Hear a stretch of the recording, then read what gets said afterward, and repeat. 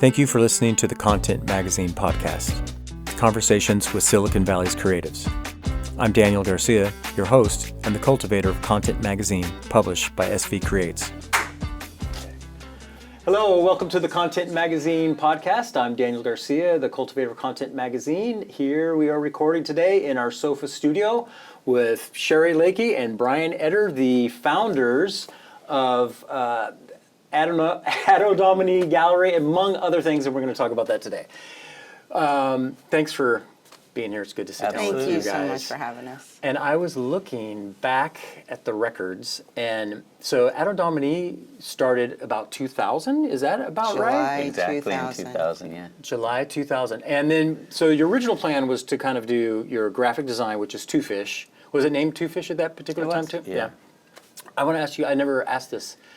Why did you name it Two Fish? Did you see yourself as two fish in a pond, or what's the reason? What's the kind of, or Geminis, or? No. I mean, people always asked us if we were Pisces. Oh, Pisces. I think that was the sign, but no, it was more like if you saw our logo, it was two fish swimming, almost like a yin and yang symbol, and it was really the way we thought. Like we constantly. It wasn't that we finished each other's thoughts. We almost knew the question before each other asked it, you know, and it was just a really amazing way to work at the time. And also there's a really brilliant quote that Brian had found, and we would live by too, that said, "Those who swim against the stream come to the source." And we were very observant of a lot of things that were happening, and we didn't want to be that, and we would always ask, well, why can't it be this way or that way? And it's like, because that's not the way you do it. And it's like, that's not a good enough answer. So we often found ourselves, just even in our philosophical thoughts and our conversations, of just, we seem to be going against the stream. Yeah. But that was okay, because you come to the source. Yeah. That was... Well, and early on, you think of it like you're almost fighting something, you're resisting something, but it wasn't that at all. Like we realized pretty quickly we weren't fighting against something, but I mean what is really difficult is when mainstream is moving one direction, you're feeling pulled in another, and you know just from your own personal experience that this is what we need to do. But everyone's telling you the opposite. It's really, Nietzsche, I think, is the one that said it, you have to be remarkably capable of standing alone. And that was something that we really heard deeply, in the beginning, so that we could just stick to our own beliefs. If we fail, we're going to fail gloriously. Yeah, yeah, that's cool. I like that, because so many times, right, people think it's like someone setting out to be like a rebel, rather than just doing your vision and following the dream of what you think can become or should be. Right. Right? And then you guys did come to San Jose, like when you started the gallery, rather than going to San Francisco or some other places, specifically because this is a place that needed a place like Anno Domini, like a urban contemporary gallery, right? Especially at that time. Yeah. Right. It was really important to us, because we did have these conversations. We were in Mountain View, and it was like, we can go to San Francisco, plug in, be fine, be another spot. Right. Brian had actually grown up here, and San Jose had a reputation of being an arts and culture wasteland. Yeah. And we thought, well, wouldn't it be kind of the brilliant, challenging move to go there and see, contribute, but also be able to participate and see if you can create change. Yeah. So we absolutely specifically chose to go the hard way. Yeah. Well, it's kind of funny when you think like here in Silicon Valley, right? The entrepreneur is the one who, like, design a problem or see the problem and then create something that's a solution. And so in some ways, that's kind of what you guys did with the arts culture here in San Jose, is there was I don't want to say a problem, but there was a void or a need. Correct. Yeah. Definitely the void. I mean, voids would stand out to us, whether it was in design or art, and it was just something that drew us. Like, you know, sometimes we'd be at a meeting, like a community meeting, and everyone's talking about something, and there's something that seems so obvious to us that is not being talked about, and it starts giving it shape, you know, like water around something, you know what I mean? And we're like, how does no one see this? It seems super obvious to us, and a lot of times that's what we moved to, you know, was like, okay, this void, we wanted to fill it, you know, we wanted to do something that kind of made it a whole, I guess. Yeah, it reminds me, I really love this story about when Columbus's ships were first coming to the shores of the Americas, and people literally could not see them. They were right there and they could not see them, and it was the sort of the elders and the sage that popped them in the forehead, and then they could see them because it wasn't anything they had seen before. Right. And I love that story because I think everything is always there. It's just, are you able to see it and focus it on it and then share it with others? Yeah. Well, I want to talk a little bit about those early days because I didn't come around the scene, so I didn't get to go to the space that was on Montgomery over there. Mm-hmm. So I want to talk about that and some of the fun dynamics of that. But I just wanted to say, like, it's 25 years. I know. And who would have thought? Crazy. and just for me, from coming to see, like, what you guys have changed the landscape of the arts and culture in San Jose. So thank you. I appreciate it. I get emotional. Thank you for saying that. But No, to have that vision. So, but I want to go back because I know that building. That's where Tycho was there, kind of like after you guys. And Yes. now Google is. I don't know what they're going to do with it. Hopefully they don't. Correct. I don't think they're going to demolish it. No, they actually want to use it as some sort of Something. headquarters. Yeah, because it's cool. I mean, the wooden floors and all that kind. So, okay, 2000. You're doing the Two Fish. You come and then you have the idea to start the gallery. You're going to start the gallery. What was kind of like the first July, opening, or what was it? so disappointing. Oh, really? What do you mean? From an aspect, I mean, it starts a little bit earlier than that, but when we discovered street art, and it just blew my mind and my heart and my soul, and that's where the I want more of this, and so we would envision and talk about this gallery we wanted for 4 years. I mean, it took us a long time because you never, you feel like you will never have all the resources, you won't have all the money, you won't have this, you won't have that, and so just 1 year turned into 2, into 4. And Brian was very active actually in other galleries and on boards and such, and there were just horror stories, and but that time was important because it helped us define what we do want and what we don't want. Yeah. And one of the things we didn't want was just the same group of people that kind of was the core. And so when we opened in July, around July 4th, not even thinking that we're a city where everybody leaves on July 4th, it was pretty much the same people. We're like, oh my God. Sure. What have we done? But the beautiful part of it was you figure out really quick, okay, this is just a first step. Yeah. We still have hope, we have faith. And so our second show was Shepherd Ferry. Yeah. And he was just a kid still with a backpack and wheat paste everywhere. Yeah. And, of course, Brian's up in the rafters, like, doing the lights, and we're trying to get ready for the reception. And, we're sweating it out. It's August. It's hot as hell in there. And we go to open the door, and we didn't realize there was, like, 100 people waiting in the parking lot to come in. And we thought, oh, thank God. Yeah. They are here. Yeah. We've made the connection, And so here we go, and we've just never looked back since then. Yeah, that's cool. And I imagine, I think like anything that starts kind of like in the early days, right? There's the excitement of the new. What was the community like for you guys back in those days? And I know it's continued with Kaleid and SubZERO and all that, and we'll talk about those, but what was it kind of like? We were super disconnected, quite honestly. We had done projects like Shark Bite Art. Okay. This is before that. So like we would get 99. approached by people like Joel Wyrick came to us and he's sharing an idea. He had seen cows on parade and he wanted to do something like it. And they said, our idea is big square silicone chips that they're going to give artists to paint and put everywhere on the street. And we just yawned, you know, like it just, like the idea put us to sleep. And we just go, why not sharks? It's like you got surf culture here, you got hockey culture here.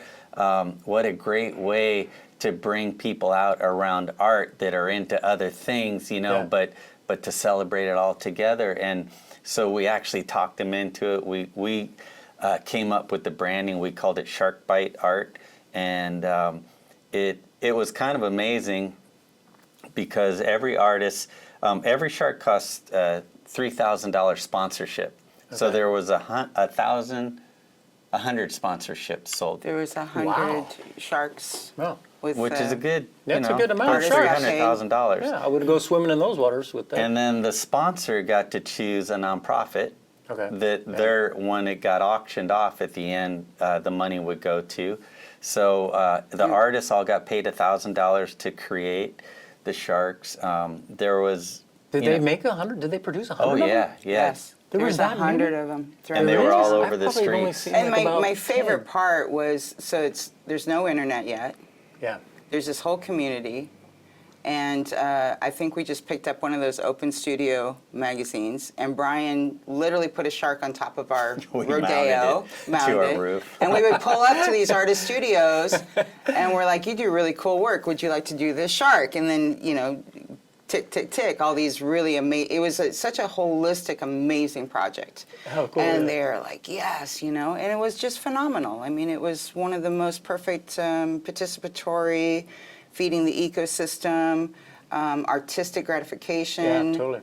It was incredible. Did that give you an opportunity to meet a lot of the other arts community We too? met artists. We went to the museum. You know, we were pretty young at the time, so you know, like people would always ask, "Well, how did you meet Shepard Fairey?" And so, how did you get him to show? And like we asked him, you know, and same thing. We went to the museum. We didn't know better, and we're like, "Hey, we'd like to use your space to have an event."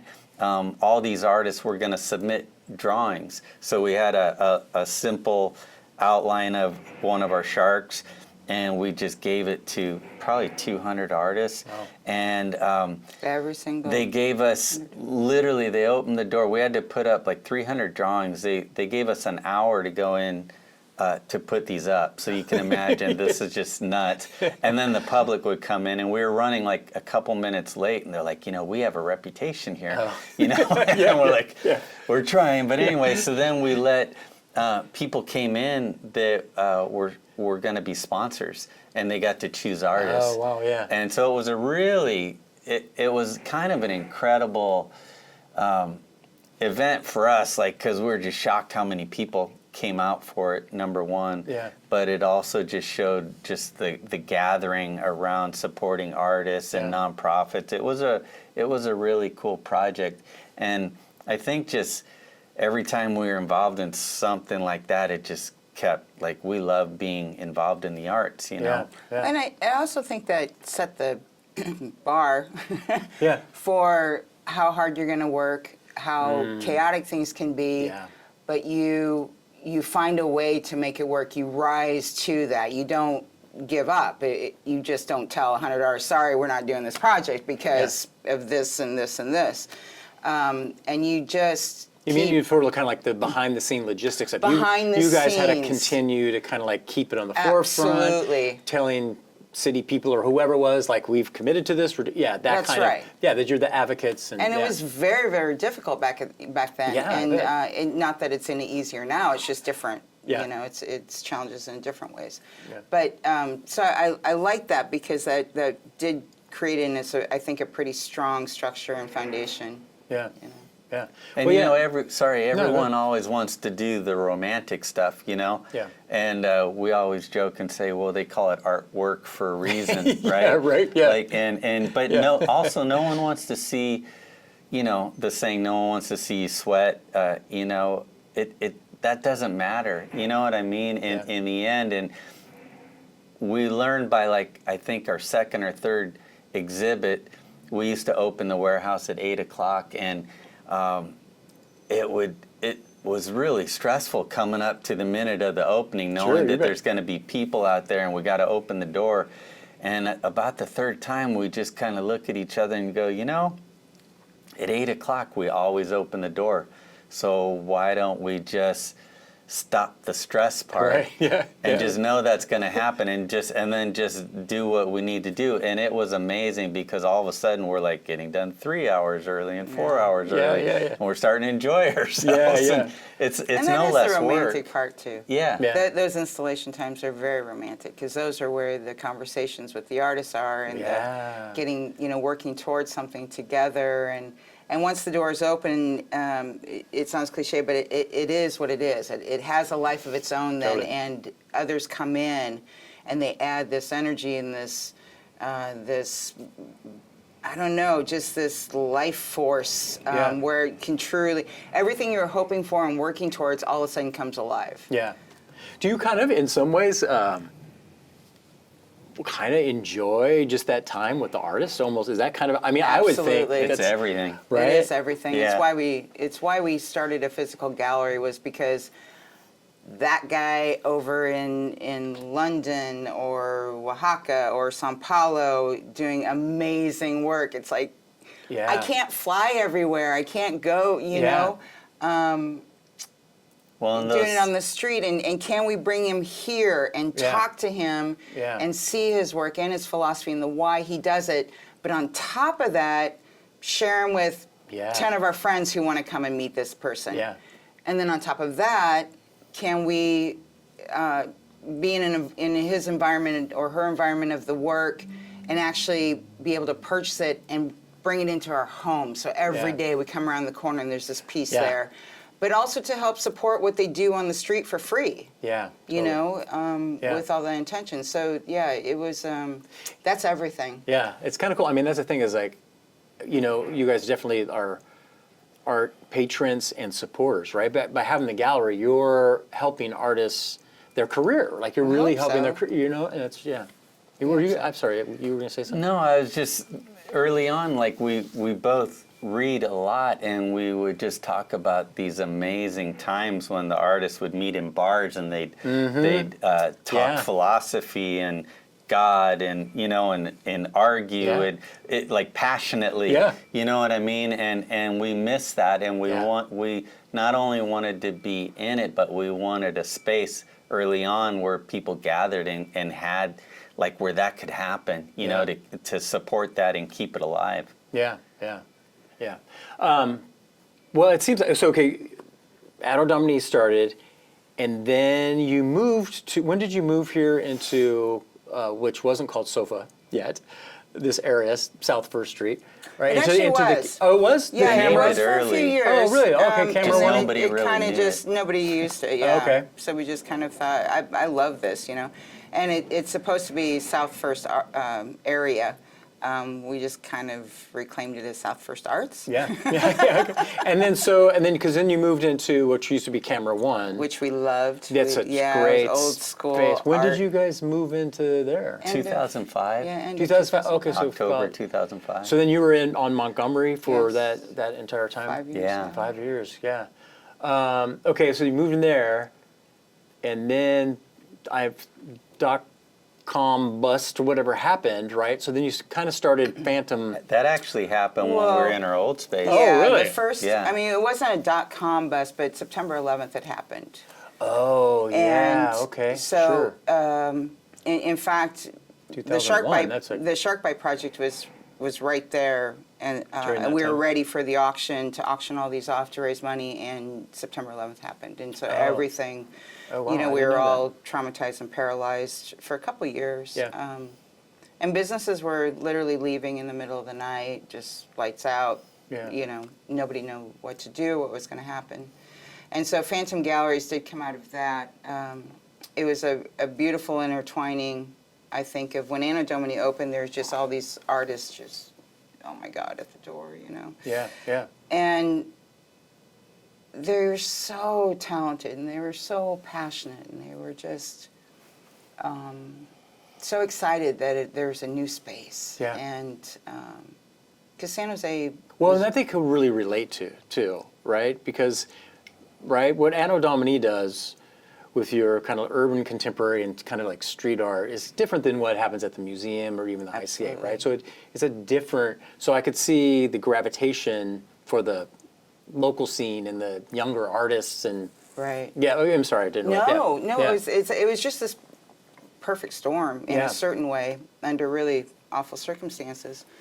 And then on top of it, they were telling us just like horror stories of like what other curators and stuff were saying to them, and we're like, oh my God, you know, I'm not into whatever this is, but it's like the most incredible thing I've ever seen of that genre. I mean, they're literally talented. Yeah. And so we're like, we don't want to be what the other places are, but we can't sacrifice our vision and our mission for Anno Domini, so what do we do? Yeah. And so it was on the kind of the coattails of Shark Bite. Again, we would come downtown all the time, and it was so sad. It was heartbreaking. It was just like empty. nothing. And how do we know the pendulum's going to swing. We know things are going to come back. We don't know when or how. But in the meantime, we have all these artists that we're meeting. We have all these empty storefronts that are soul crushing. Yeah. Can we put them together? Yeah. And so that's what we did. Yeah, that's cool. And so that was like 2001, One? 2001. Yeah. I think so, yeah. Wow. I thought that came later. Man, you guys did a lot in a short time. You busy people. Well, it would become the new normal. Like It does become you know, the new normal. like we'd add something, and it was just like sometimes it was a little overwhelming. You know, you just start doing all this, and it's kind of where our name. One end of our name comes from was like the story of fish and loaves. You know what I mean? Oh, like yeah. like you think you're going to run out, you don't have enough. Yeah. But there's always more. Like they're Yeah. just, and so we just tried to get into that sort of place where, you know, you just open up and don't know where it's coming from, but Totally, you yeah. have more energy to go and more you can do and stop thinking about it on that level, you know, on the physical level, and just go for it, you know. Yeah, that's cool. And then it becomes the new norm at a Yeah. certain part. Yeah. So so then when did Kaleid start in this whole kind of creative empire that you guys have So, developed? Phantom Galleries was extraordinary because, you know, we had partnered with Redevelopment Agency, and Harry, was it Harry? It was great. Yeah. That's good. So Harry the artists, Mavericks. that maybe there was some funding for the artists There was too, right? There was seed funding Yeah, because, you know, we couldn't afford to build 4x8 walls. Right, totally. You know, Yeah. Downtown Association. And the Downtown Association as well. It was a really amazing trifecta. Yeah. But when we pitched it to Harry, he was brilliant because we didn't have anything to show him. We were just like, this is what we want to Yeah. do. And he recognized it incredibly quick and said, okay. And so our first contract was like 12 spaces, rotating art throughout the year. And we're like, great. We ended up doing 150 installations the first year. Yeah, That's how that's much crazy. the need was. And Or so we showed 150 artists. That's And so all of South First Street down to Santa Clara was probably like one of the largest outdoor galleries, I don't know, maybe ever? I don't know. But with that, there was one space that was really amazing. And at the holidays, we were like, can we just kind of come in and have a holiday market so these artists can actually sell their work? You know, it's affordable, it's amazing. It would really bring, you know, a lot of patrons downtown.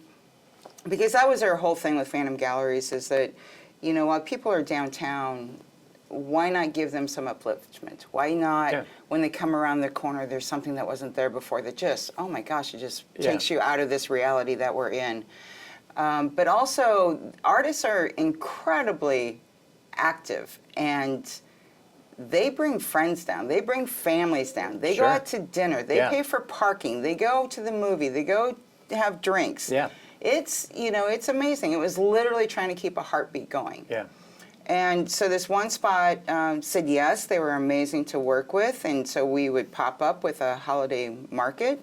We did that for years, probably like 4 or 5 years. Yeah. What was that called? Was it Hark? It was Hark, Yeah.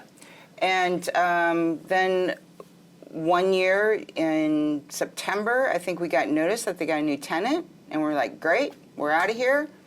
Except I've got 100 artists set up for this holiday market. And so that's when we went to the city and we just said, look, we've got, you know, all these artists, you just have a spot, we'll just, couple weeks, and then we're done. Yeah. And they said, sure. And so that was over in the location The one Next like across Flames. from the public library. Yeah, the Flames, And yeah.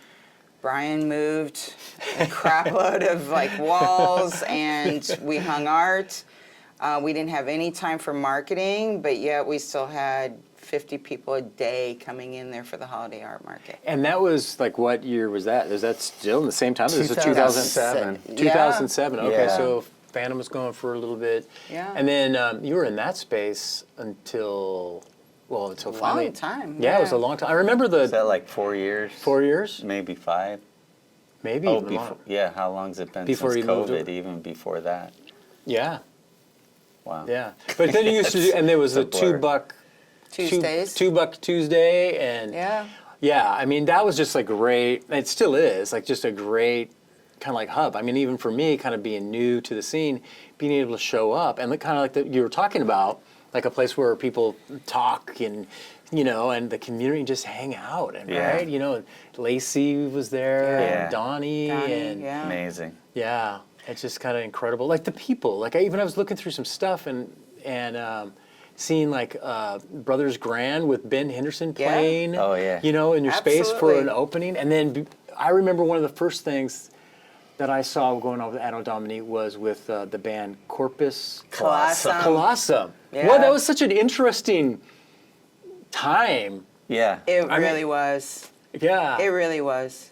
There's It just was so like many. a renaissance here. Yeah, it there's felt so like, many you know. extraordinary people doing extraordinary things that were very underground because the tech culture had kind of done all this, and those are the ones we're interested in. Yeah. And I mean, our second show at Anno Domini that we were talking about with Shepherd Ferry, we had the idea of, you know, we wanted people to want to stay in our space. So Yeah. we started looking for DJs and different music ideas. And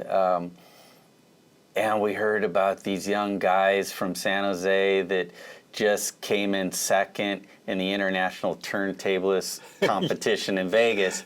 And it's the Finger Bangers. Yeah. You know, and we reach out, and you know, they're a bunch of Filipino kids, Yeah.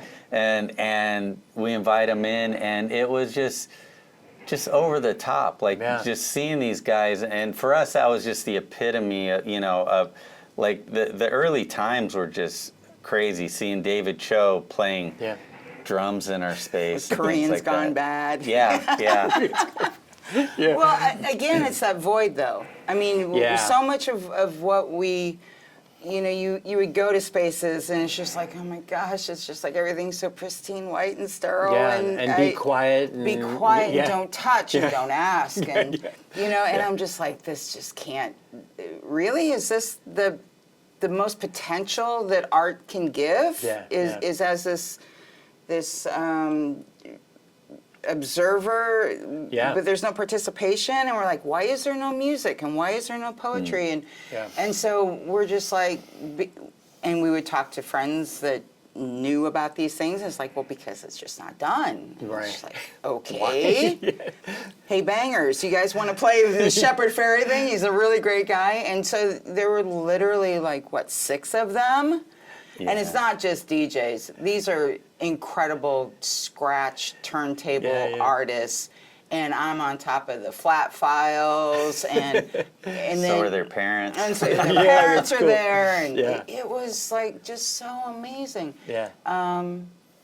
Yeah. And it's funny because as you continue doing those things, you kind of start creating this normal outside of it. Yeah. And, you know, Brian would always say, like, why am I here? I mean, that's a big existential question Sure, for yeah. us.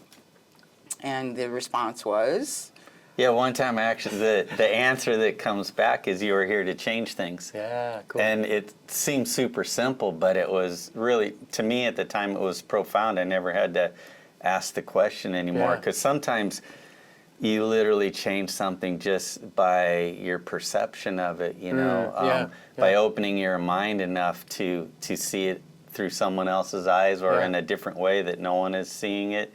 And so, you know, that's just sort of how we approached everything, you know what I mean? Well, and then I have to ask this, not that you're like old and retiring, but you have changed Not things. even close. Yeah, you could definitely have changed things. So what's the question that's kind of going on in your mind now? Like before it's like, what would you say for like this next, looking to the future, why are you here? I don't want to put words in your mouth. I'm just trying to Stay inspired, stay relevant. Yeah, because as you climb up the mountain continues to climb. So there's that. Yeah, totally, yeah. I think for me, I had a big crisis. 10 years ago, so street art was just the early, mid-90s, so brilliant. In the 2000s was so brilliant. And it was like sort of like this underground community and this wave this shockwave that was just going all around the world, but it was right in front of you, but so many, mainstream just didn't see it. Yeah, it was amazing, and I love that because you saw this thing that, you know, and you're part of this thing. And then they saw it. Because those same brilliant people were now becoming in the museums and in magazines and on the internet. Mainstreamish, Right. Some sort, pop. Right. And so then the next wave came, which is change. I mean, this is what happens, this mimesis happens, and there's studio artists or something who's like, I want what that person has. How did they do it? Oh, they painted big outside. I'm going to do that, which is fine. You know, everybody has their path and their inspirations and their reasons for doing it. But it became so proliferated and so cannibalized. I mean, even developers were hip to it. You know, go check out and see where the hot street artists is and the cool cafes and X. That's where we're going to build. Yeah. And so I'm like, are we done? You know, because I really don't want to necessarily participate in that aspect of it. But then we were talking and we realized, well, what about this artist? And what about this artist? They're freaking amazing. And what about this artist? And we thought, oh my God, there's these exceptions. That's like, regardless, no matter what's happening, they are the exceptions. They are authentic, their intention, they're brilliant minds, and they do the work, and their artwork is just incredible. Then it got really fun again. So for the last decade or so, it's about finding those exceptions. Like the gems, the undiscovered, Yeah, or overlooked, or not, you know, like humanity hasn't caught up to them yet. You know, they're so beyond that. And that's where we've been for a while, and that's the part I really love again. What would you say, in that kind of vein, what do you feel, at least for Anno Domini and for you guys, what is like the next trend, if you will, or what's the next expression of art do you think that's coming out? What would you think it? Well, Brian always says if you name it, you kill it. Yeah, that's true. And so, like even with the Anno Domini, we run the other way. When a trend starts, we tend to.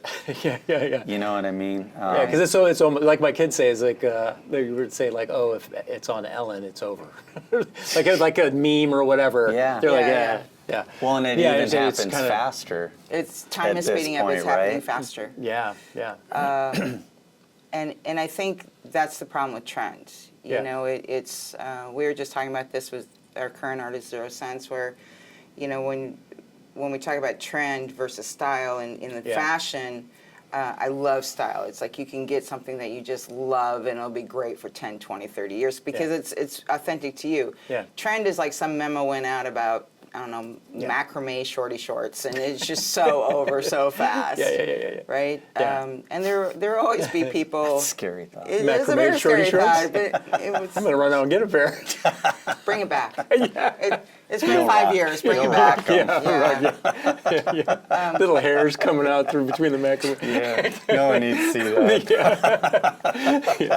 But even, I mean, to that point, like even with Anno Domini, we specifically never called it a gallery. It was never called a gallery. It's Anno Domini, the second coming of art and design. Yeah. Okay. Yeah. Because this is, you know, when we were talking about the street art, we knew that this was the art movement of As a our movement, time. yeah. You know, Andy Yeah. Warhol had already been dead for 20 years or something, and there'd been nothing, I feel like, significant. They were significant in the sense that when something really hits, then there's a lot of experimentation. There's a lot of people trying to keep it going, a lot resisting it, and that's really great. But this street art was something else, and so with Anno Domini, the second coming of art and design, that left us very open Yeah.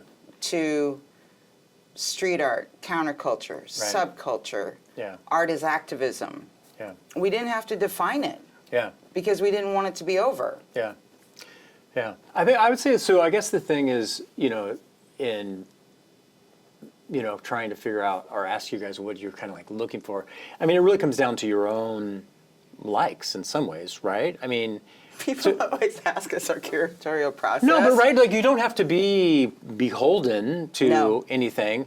So you could see an artist and like, I like this work, I like this person, I like their message. Let's create right? Our curatorial process is one of us bringing up an artist and going, what do you think about this artist? Well, what are they about? And we talk about it over a cup of coffee, and it's like, cool. Yeah. That's our only thing, is that we both have to agree. Yeah. Okay. Cool. Yeah. Because he sees artists and he sees different things that I do, and if we don't both agree, then I'm not saying that the artist isn't right for us. It's just not yet. Not the right time or something Not like yet. that. Yeah. And we're not even always into what we're being shown when we first meet an artist. Right. But the conversation that we have with them, we kind of see their potential in the conversation. Yeah. And then we'll continue to talk to them about something, and this idea will come out, you know, that they have, and we say, without even seeing it, we would give you an exhibit based on that idea alone. Yeah. And then you know, we move from there. Because like, once we've seen, like, you know, technical skills, things like that, but the concept just is so important, you know, for a body of work. Yeah. Absolutely.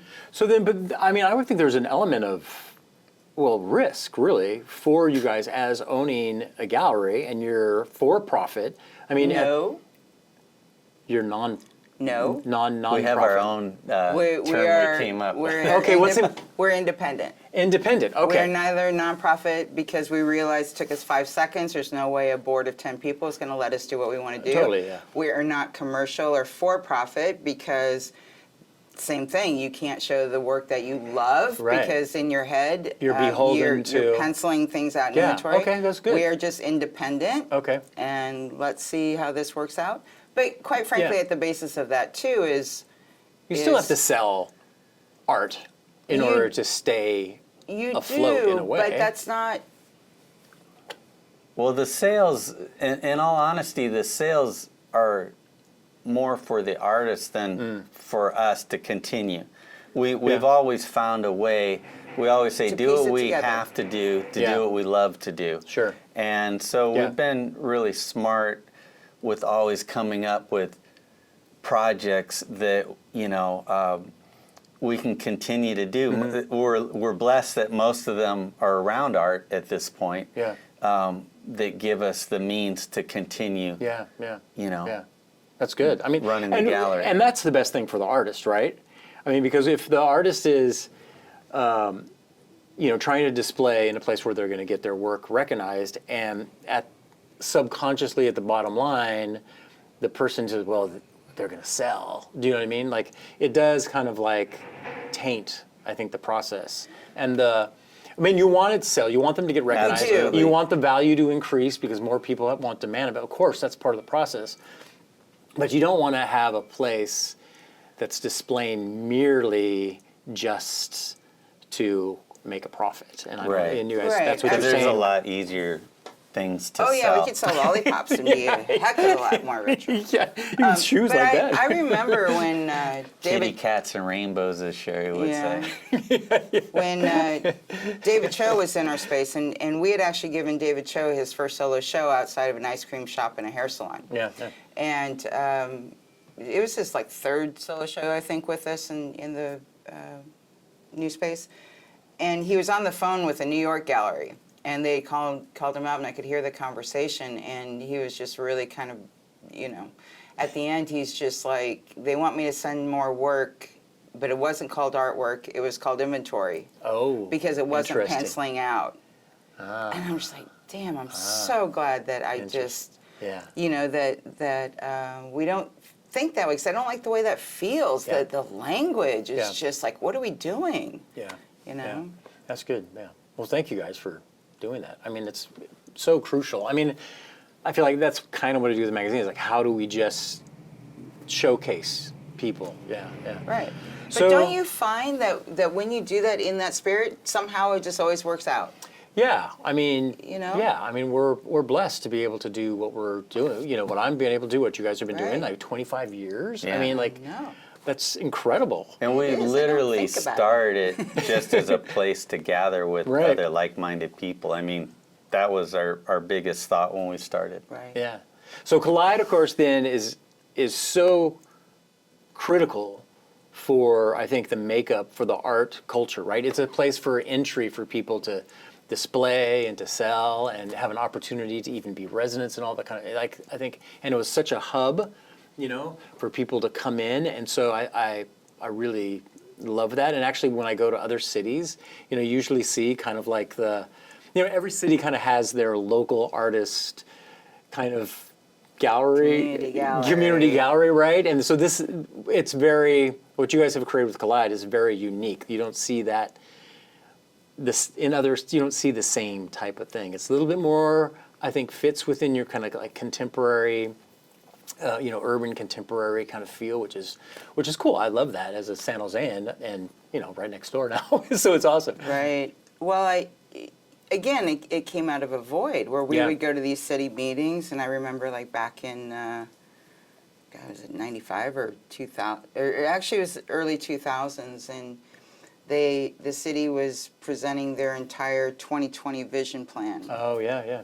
And nothing about the arts was included in this. And we sat for 2.5 hours.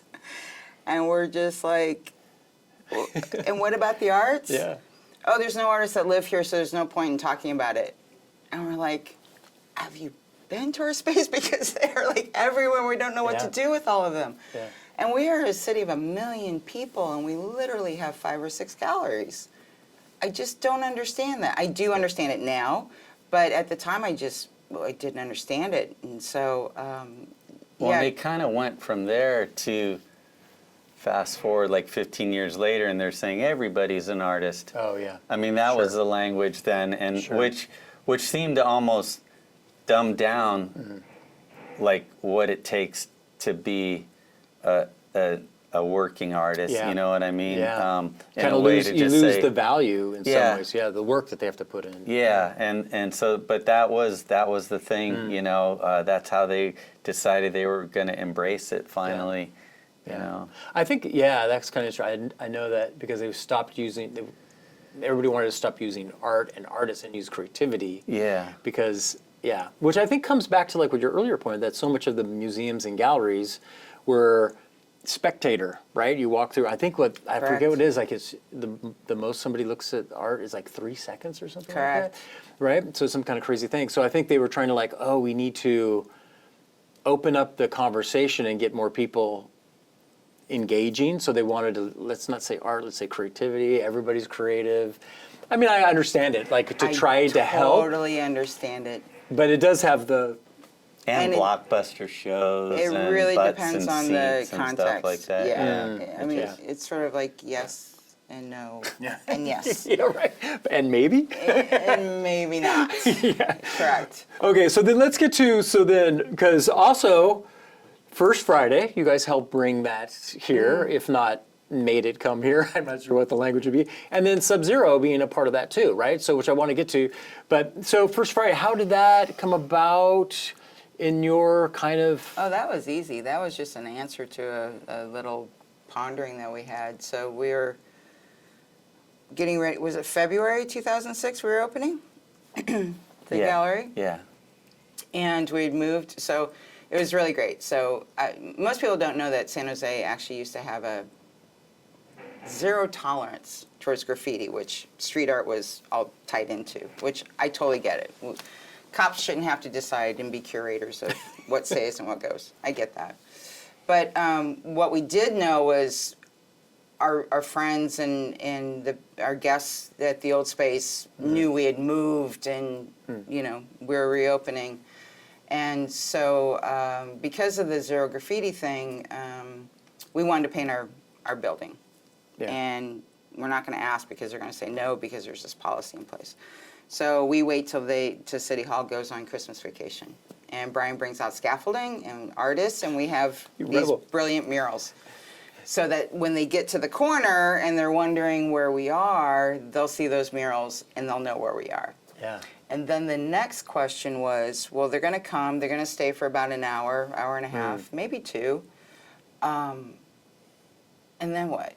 We don't want to just send them into a bar. Yeah. Because that's all there really was. Yeah. And so we had this brilliant idea of going, you know, we're really good friends with Works, we're good friends with Makla, Quilt Museum does amazing things, and I promise you our friends are not going there on a Tuesday morning at 10 a.m. Yeah. Yeah. So we're like, let's call them up. Yeah. Maybe they'll stay open late and they'll be free, and we will send our friends down there. Yeah. They said yes, Well, and we and we had the art walk our Yeah. openings had been in the warehouse on First Fridays.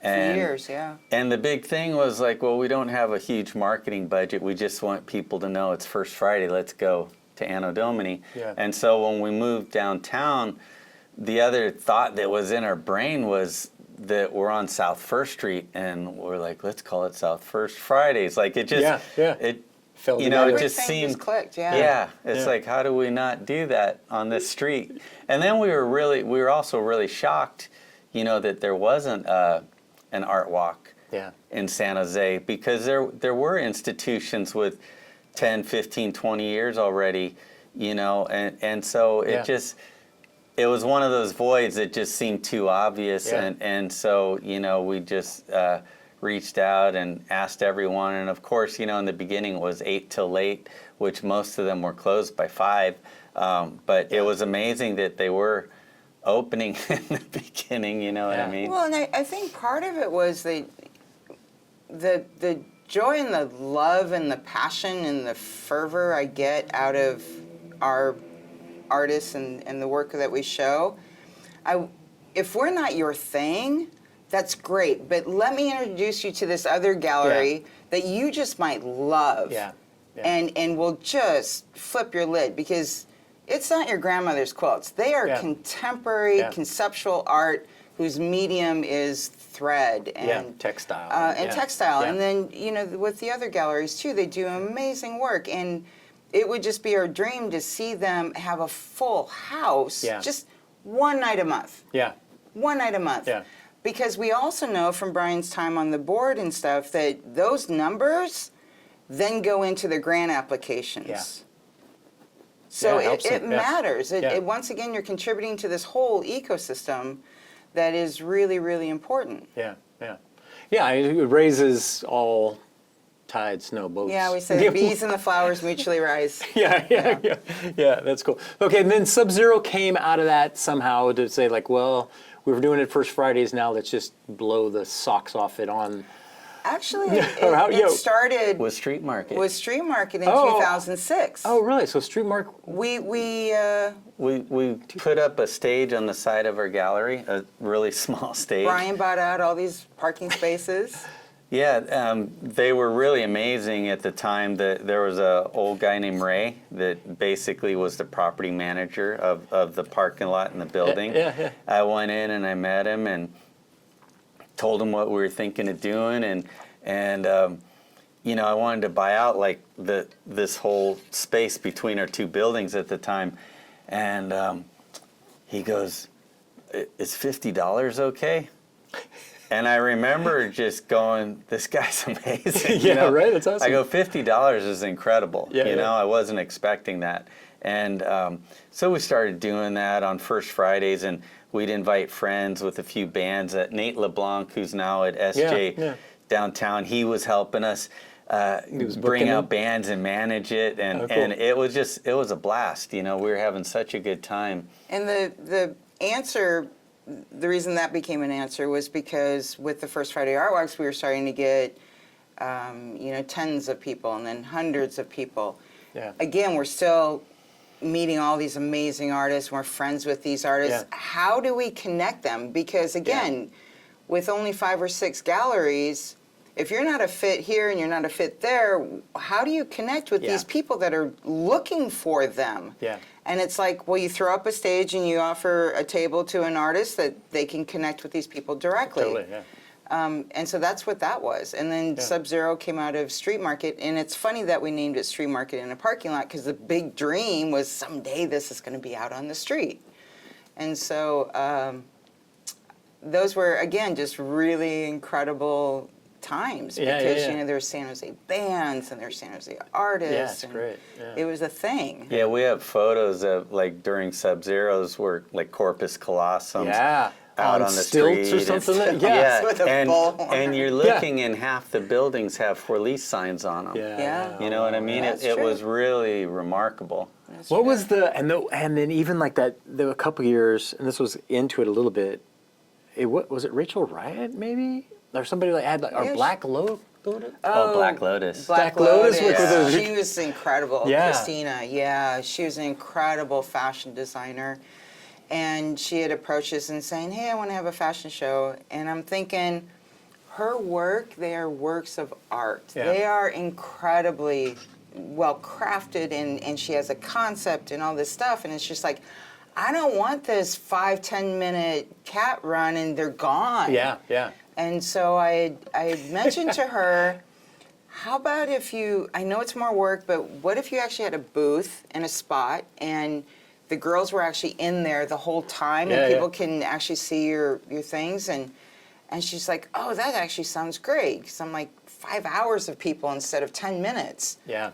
And it was freaking amazing. Yeah, like I mean, an interactive living it display. was. She went yeah, all. yeah. She had a chandelier hanging from the canopy. It was just remarkable. And then the following year, she went even. I mean, she Bigger built a whole forest. forest. Yeah. It was just. Yeah. And these are the people that are in our midst. Yeah. That just, our whole thing is we want to bring them topside. Yeah. They're just so incredible. Yeah. Well, that's the thing you guys have created, I think, because you stayed really true to your mission with Anno Domini, right? That kind of has attracted the right people, right? And it's kind of like snowballed into these other kind of things, and has helped out a lot of artists. Okay, so SubZERO is coming up this June again. First Friday and Saturday, First June. Friday, yeah. Anything about this particular year that is new or interesting or exciting that you want to reveal? It's so amazing how People climbing on the side of the wall. that comes up a lot. I think the way we approach SubZERO is actually every year is a clean slate. Yeah. And I don't want to get caught in this trap of bigger and Trying better to and outdo yourself. Yeah. yeah, because SubZERO really is it's a celebration of the subculture that thrives in our region. And who's here, who's doing what, how are they doing it, and again, let's bring them topside and let's seriously celebrate that, because it is not easy. Yeah. And that's who this is for. And it's also for those that are searching for this, Yeah, because totally. we're starving for this and Yeah. we can't find it. So there are remarkable people coming out, and I'm Yeah. really excited about it. Yeah. Okay. Some same, some different, some evolving, some just wacky. It's going to be good. Yeah. Yeah. It's funny. It is such a great showcase, and I think that, it does. I mean, I don't know if you even think about this, but as you're doing stuff, it becomes kind of like a slice of history. And I think about the different SubZeros, and even the different people that walk by that you interact or you meet, and then the connections that come from that, and the people that are displaying, and then where they go on with their lives and all that. Absolutely. I remember one time, like, it was Corpus with Course Colossal. And then like years later, I was in San Francisco at a coffee shop, and this guy was there, and I was like, did you ever? And he was like that guy, And then like to see Donnie now up at Palo Alto Yeah. Art League and stuff like that, and then see Yeah. these different connections with different people And we hear stories, like ripple effect stories, Yeah. that doesn't occur to me. Jai Tanju met the love of his life at one of our shows or something. cool. They end up getting married in our gallery because that's where they, and I'm like, really?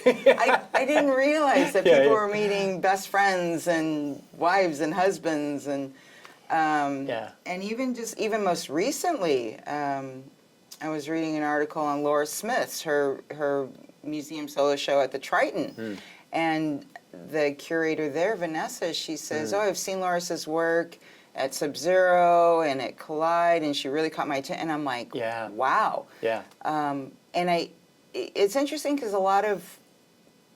artists are people too at their core. Really?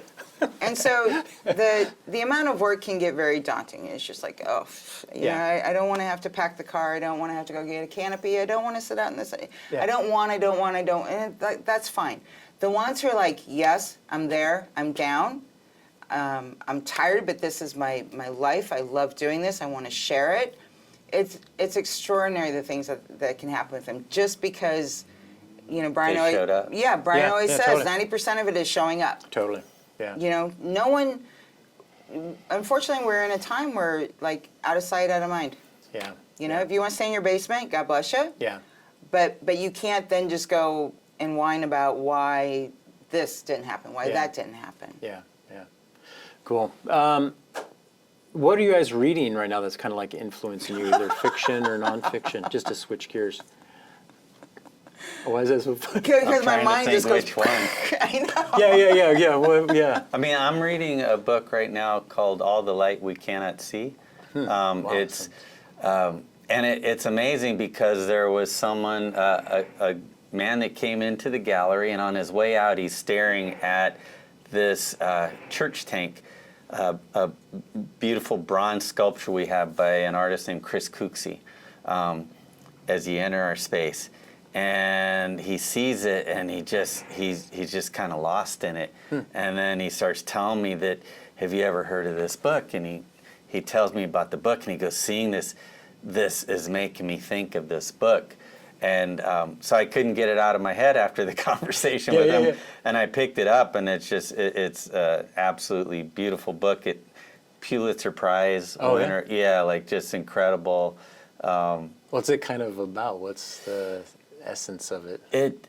It takes place in Paris, where when Hitler was coming in and started bombing Paris, and like there's a little blind girl, the story's through her eyes, and then a young German boy who is really into science and radios and things like that, and just it's such a beautifully told story through almost like the mind of children. Okay.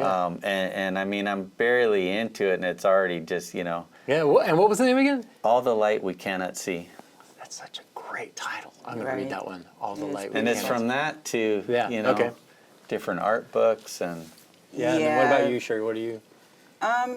So for the past year or two, I've been very obsessed with the sacred art icons. Okay. Wow. Because they were from a time where it was about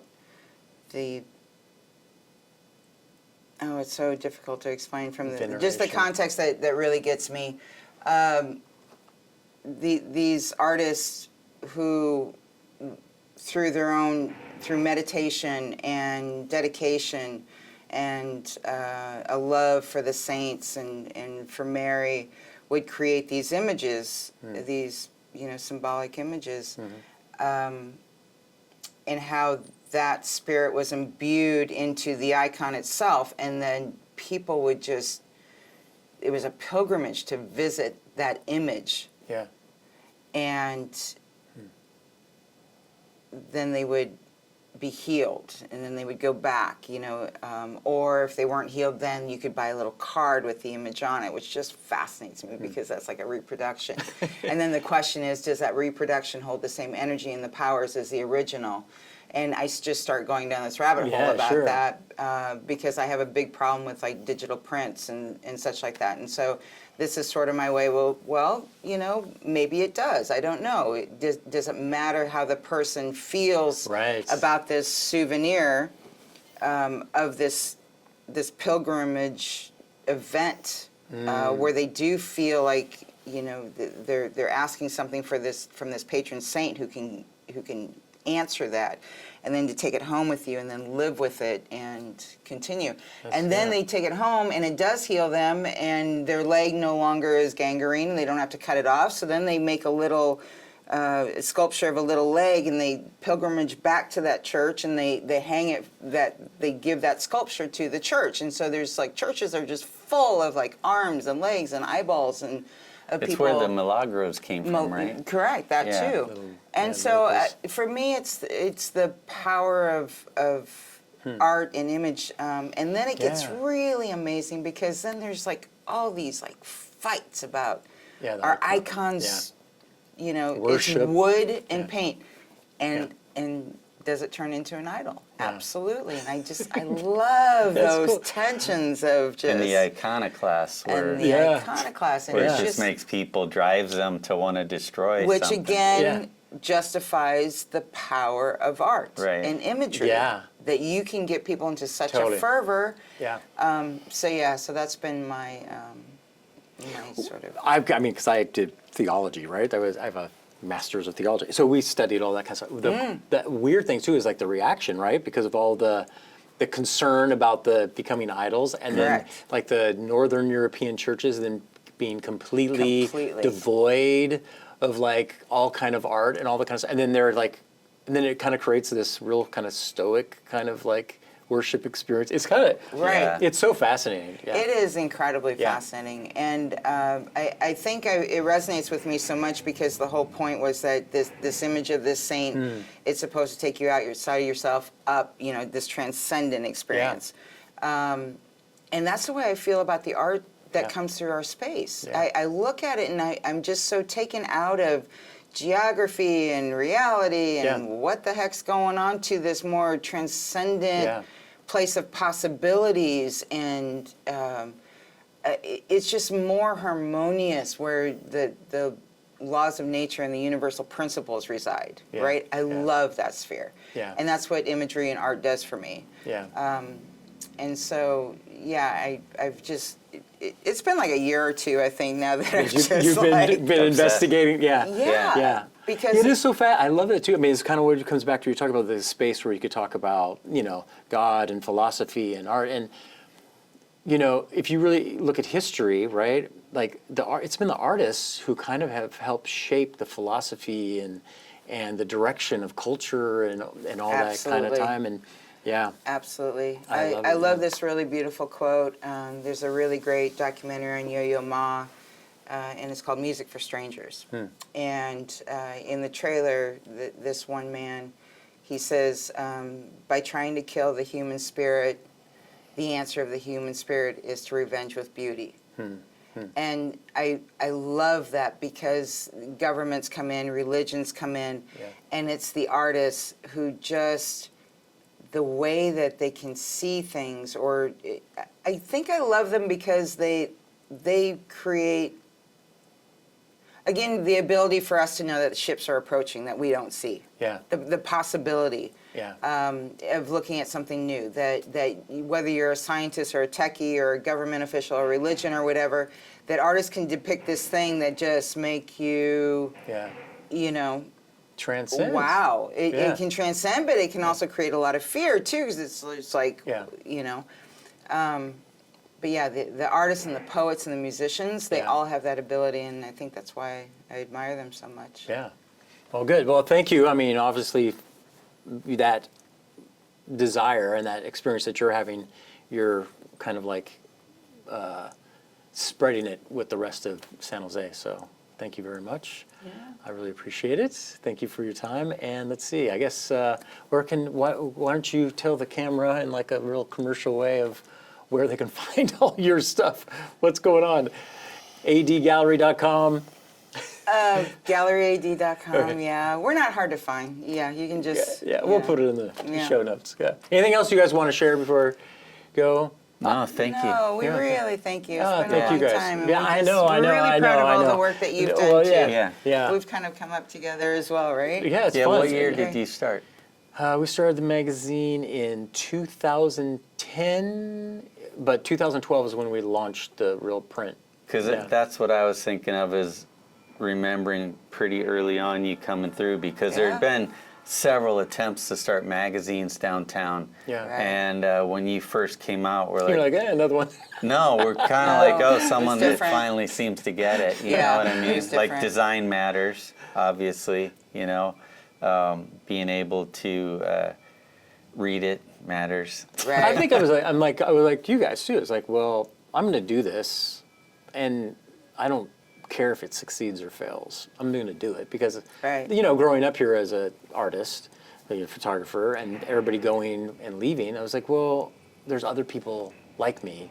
So like the same thing with you guys, and then things fall into place, and then next thing you know, you're like getting gray hair, that kind of stuff. You're interviewing people. Yeah.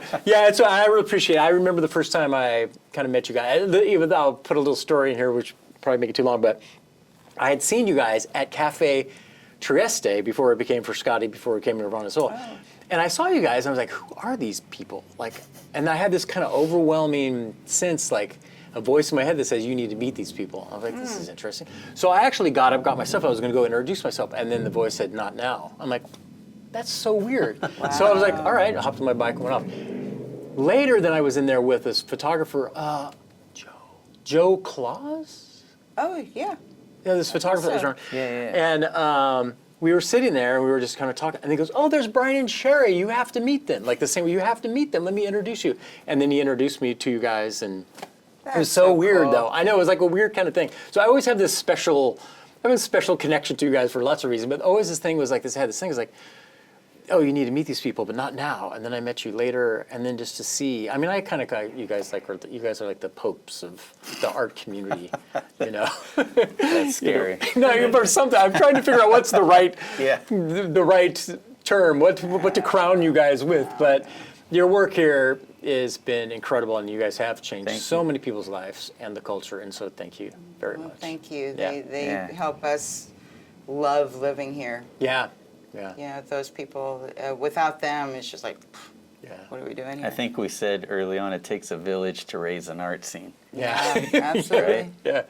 Yeah, cool. So it's all of us, And what's your all hail the progenitors of culture? That's right. Yeah. All hail. Keeps you remembering what it's about. That's right. Cool. Thank you guys. Cheers. Thank you. Thank you. Thank you for listening to the Content Magazine podcast. Follow us on social media at Content Mag. Become a member and help us to continue to tell the stories of the South Bay creatives. This episode's music is 408 by Jack Pavlina. Follow him on Spotify and also on his Instagram at Jack Pavlina Music.